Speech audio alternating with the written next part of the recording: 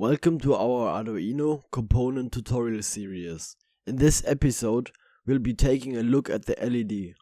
LEDs, or light-emitting diodes, are versatile electronic components that emit light when a current passes through them. They come in various shapes, sizes and colors, making them perfect for a wide range of applications in electronic projects. For this video, I will use the Arduino Uno, but this will work on any other Arduino too. Let's take a look at how to set up an LED using Arduino.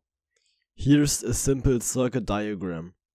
To assemble the circuit, you'll need an Arduino, a breadboard, a LED of your choice, a 200 ohm resistor, and jumper wires.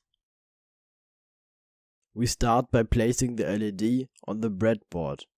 Then connect the longer leg of the LED, the anode or positive terminal, to the digital pin 13 on the Arduino.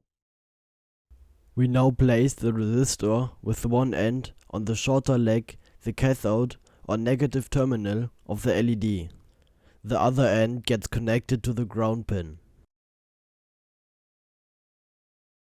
LEDs work on the principle of electroluminescence, where the movement of electrons in a semiconductor material result in the emission of photons, producing light.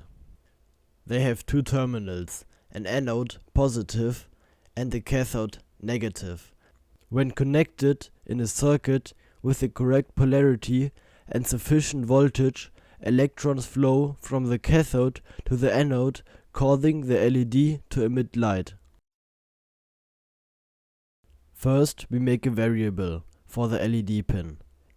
In the setup, we set pin 13 as an output.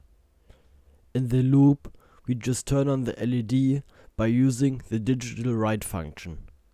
Then we wait for 1 second and turn it off. This makes the LED go on and off every 2 seconds.